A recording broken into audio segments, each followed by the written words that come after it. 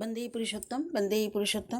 পুরুষোত্তম পরম প্রেমময় দয়াল শেষ ঠাকুর অনুকূল চন্দ্র রাতুল চরণে কোটি কোটি প্রণাম। ইষ্ট পরিবারের সকলের চরণেই প্রণাম জানাই। আর আমার প্রিয় দাদা মায়েদের আনন্দিত জয়গুরু। আমি এখানে অবিন দাদার জন্ম 5 জানুয়ারি ছিল, সেইটাই সম্বন্ধে আমি কিছু বলার চেষ্টা করছি। যদিও আমি দেওঘরে 26-27 তারিখ ছিলাম, তারপরে তো ঋত্বিক সম্মেলন ছিল 31 ডিসেম্বর, আর 5 জানুয়ারি অবিন্দের জন্মদিন। এই দুটাতে আমি যোগ দিতে পারি নাই। 26-27-এর পরে আমি কলকাতা চলে এসেছি, প্রোগ্রাম ছিল একটা। তো যাই হোক, তো মা বলছিলেন যে জন্মদিনের যেটা পরম পূজনীয় বৌদি গর্ভধারিণী মা ও পরম পূজ্যপাদ মানে গোবিন্দ দাদার এবং পিতা পরম পূজ্যপাদ শ্রী আচার্যদেব এবং পরম পূজনীয় বৌদি আমাদের সকলকে আশীর্বাদ প্রদান করেছেন যে পরম পূজ্যপাদ শ্রী অবিন্দার জন্মদিনে বিভিন্ন ধরনের বৃক্ষরোপণ করতে হবে। তিনি বলেছেন যে স্থানে স্থানে গাছ ভালোভাবে বেড়ে উঠবে ও থাকবে, যেমন কাঁঠাল গাছ, নিম গাছ, জাম গাছ এবং অন্যান্য ধরনের গাছ, সেইগুলো রোপণ করতে হবে। আগামী বছর পরম পূজ্যপাদ অবিন্দার জন্মদিন পর্যন্ত গাছগুলিকে দেখাশোনা করার এবং দায়িত্ব তিনি দিয়েছেন, যাতে কোনো গাছ শুকিয়ে না যায়। অন্যদিকে পরম পূজনীয় বৌদি বলেছেন এই তার আশীর্বাদ বার্তা যেন বিশ্বে ছড়িয়ে পড়ে। সেই জন্য আমরা সবাই পরিকল্পনা করেছি এবং করেছিলামও। জানুয়ারি মাসে 5 তারিখে 1 লক্ষ বৃক্ষরোপণ করার যেটা আশীর্বাদ দিয়েছেন, সবাই এটা চেষ্টা করেছেন। আশা করি সবাই এবং সেটাকে আমরা নিজেদের ঘরে বা মন্দিরে, সৎসঙ্গ মন্দির যেখানে যেখানে আছে সেখানে শ্রী অবিন্দার নামে একটি করে গাছ রোপণ করতে। তো তবেই আমাদের মানে প্রাকৃতিক যেটা ভারসাম্যটা সমতা হবে, মানে সমানভাবে হবে। উত্থাপন করেছেন পরম পূজ্য আচার্যদেব বসেছে পরম পূজনীয় বৌদি। তো এতে আমাদের বিশ্ব পরিবেশ পারিপার্শ্বিক আরও সচল এবং সুন্দর এবং হয়ে উঠবে। এই শুধু ভারতবর্ষ না, বিদেশেও দেশ বিদেশে সব জায়গাতেই দাদারা মায়েরা সম্মিলিত প্রচেষ্টায় 1 লক্ষ বৃক্ষরোপণ করার চেষ্টা করেছেন এবং সবাই নিজের বাড়িতেও, কার্যালয়ে, সর্বত্র রাস্তায় যেখানে খালি মাঠ আশেপাশে সব জায়গায় সবাই দায়িত্ব নিয়ে আনুষ্ঠানিকভাবে এই জন্মদিনটা সবাই প্রকৃতি যাতে অনুকূল হয়ে থাকে সেই জন্য বৃক্ষরোপণ করেছেন। আমরা অনেক ভাগ্যের ফলে পরম পূজ্যপাদ শ্রী অবিন্দাকে পেয়েছি, প্রিয় পরমকে, যাকে দেখলে সব অভিযোগ ভুলেই যাই, যাকে দেখলে সব দুঃখ যন্ত্রণা ভুলে যাই, যার কথা শুনলে নতুন প্রাণের সঞ্চার হয়, আবার নতুন করে বাঁচতে ইচ্ছা জাগে। তিনি হাজার হাজার কোটি কোটি মানুষের প্রাণ। তিনি হলেন আমাদের পূজনীয় অবিন্দা। আজ তার 26তম জন্মদিবস ছিল। তো ওনার জন্মদিনের রাঙ্গাচরণে আমি কোটি কোটি প্রণাম জানাই। আমার 26 তারিখ দেওঘরে গিয়েছিলাম।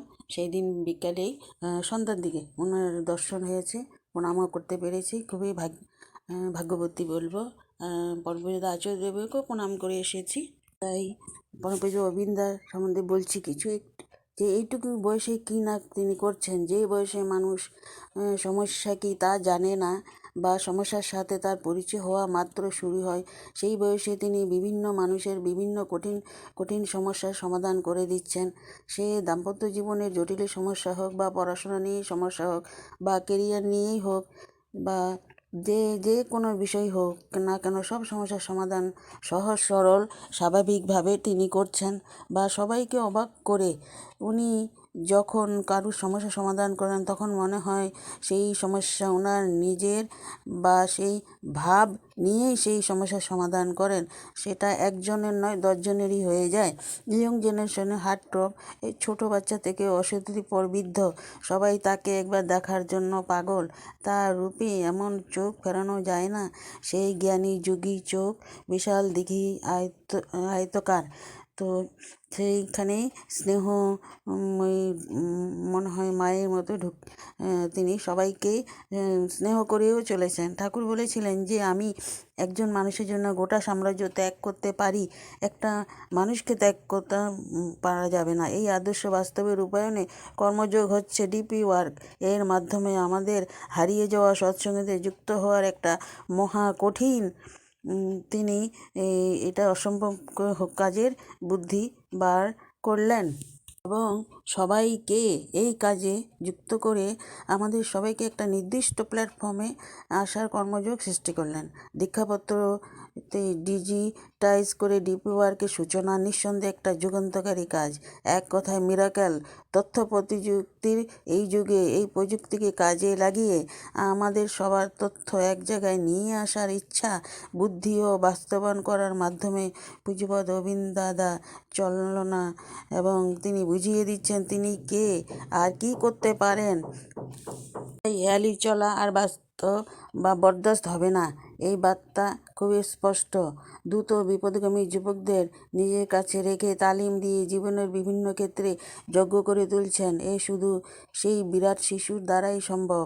প্রতি মুহূর্তে ঠাকুরকে প্রতিষ্ঠা করাই তার একমাত্র ধ্যান আর জ্ঞান। বাস্তব কর্মের দ্বারা আধুনিক যুগের বিভিন্ন এবং প্রতিকূলতাকে জব্দ করে এই যুগে সমস্ত উপযোগী উপকরণ দিয়ে প্রতিনিয়ত ইষ্টকর্মের নতুন নতুন পদ্ধতি এবং যথোপযুক্ত প্রয়োগ করে যাচ্ছেন তিনি। শিশু যুবকদের এখন তিনি রোল মডেল। তিনি যুগের মতো করে আধুনিক আধ্যাত্মিক যুবক সাধু। তার রূপ দেখলে অবাক হয়ে তাকিয়ে থাকতে হয়, এত সুন্দর তিনি, কি অপরিসীম তার সারল্য যুব সমতাকে চুম্বকের মতো আকর্ষণ করে রেখেছেন, যা এই যুগে এক কঠিন ও প্রায় অসম্ভব কাজ। তার শুভ দিনে আমরা প্রার্থনা করি তিনি যেন সুস্থ থাকেন, মানব কল্যাণে আবির্ভূত।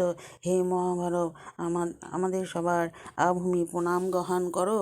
তো কী বলবো, আমার সেই ক্ষমতা নেই বলার। যিনি গঙ্গা জলেই গঙ্গা পূজা হয়, ঠাকুরের কথাই বা কী বলবো, সে আচার্য পরম্পরা সবার কথাই বা কী বলবো। সেই দেখে আসলাম সেই আমি যে 26 তারিখে সেই পরম পূজা অবিন্দার কাছে সেই মানে ভক্তের কি ঢল। তো এখানে তিনি শুধু মানে একটাই যে কোনো একটা বিষয় বলেন যে সমাধান করেন না, তিনি সকল দিকেই সমস্যা করে চলেছেন।